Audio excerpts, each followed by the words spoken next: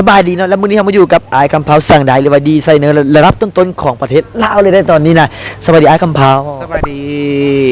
โอ้มื้อนี้ดีใจหลายที่แบบได้เป็นเกียรติทั้งเป็นแขกรับเชิญแล้วก็เป็นทั้งแบบดีไซเนอร์ที่ออกแบบสุดทำเจ้าภาพแล้วก็ทีมงานของเจ้าบ่าวในมื้อนี้เนาะเป็นเกียรติและดีใจสุดๆเลย จักสุดนอนจักสุดนอนจากหัว รวมกัน60สุดเจ้า ว้าว60สุดโอเคเดี๋ยวจะไปรบกวนไอ้คำเผาแล้วขอบใจเด้อ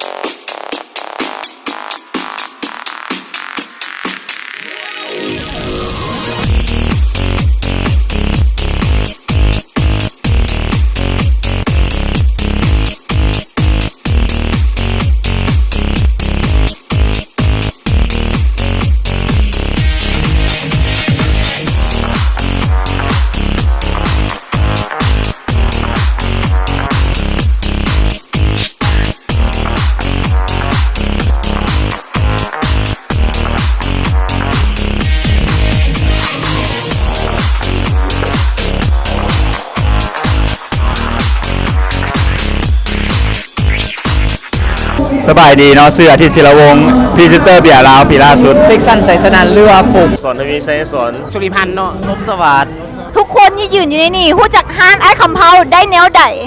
โบฮู้กับโพดแล้วคนอยู่นครหลวงวิจัดตรงฮู้ห้านี่แน่นอนความดังพอดีไปทั่วนครหลวงวิจัดละ ลักๆเลยก็แมนเห็นอยู่ใน Facebook ผู้ใดกระแสว่าคำเผาสั่งได้คำเผาสั่งได้ ทาง Facebook นั่นเองเนาะ ทาง Facebook แน่แล้วก็ฮู้น้ำมูอหย่างแน่นะเพิ่นว่าสร้างได้ดังใจว่าซั่น หมูที่ว่าเพิ่นเคย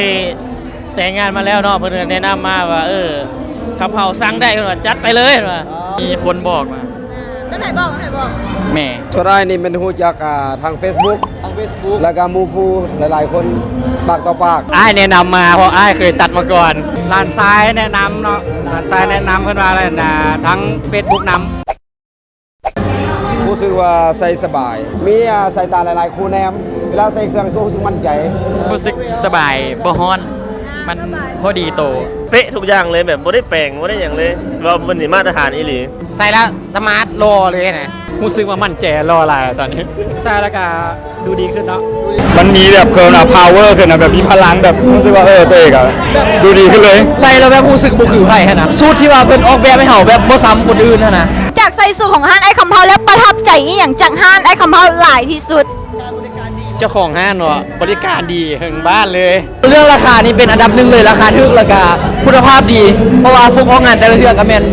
หานเพิ่นนี่แหละที่ว่าคาดบ่ได้เลย แจกแถมลดราคาถึกแน่นอนจ้างมาเว้าเหมือนเดิมบ่เรื่องนี้เอาก็พอละเจ้าของห้างใจดีบริการถึงที่ราคาถึกที่สุด และนั่นก็คือความคิดเห็นของแต่ละคนเนาะที่ว่าได้ใส่สูตรของไอ้คำเผาว่ารู้สึกจังได๋ประทับใจอย่างจากทางไอ้คำเผาแต่ก็รู้สึกว่าสูตรไอ้คำเผานี่รู้สึกว่ามั่นใจดีนะเพราะว่าพวกเราเคยใส่ผ่านมาเนาะและจากทีมงานในมื้อนี้รู้สึกว่ายิ่งใหญ่อลังการเนาะที่ว่ามาจัดอยู่พัฒนาใจมีไซน์รู้สึกว่าสุดยอดหลายเนาะงามเป็นแบบงานดองที่แบบปิดท้ายก่อนเข้าพรรษาได้ดีที่สุดที่ว่าเราเคยได้ไปพบมาเนาะแล้วเขาก็เก็บภาพบรรยากาศแบบตอนมาฝากทุกๆคนแล้วและสำหรับมื้อนี้ต้อมและกันเมื่อกี้สิได้ขออำลาพระจากไปกันสิก่อนนะพบกันใหม่ในคลิปหน้าสำหรับมื้อนี้ขอข่าวคำว่าสบายดีบ๊ายบายสักได้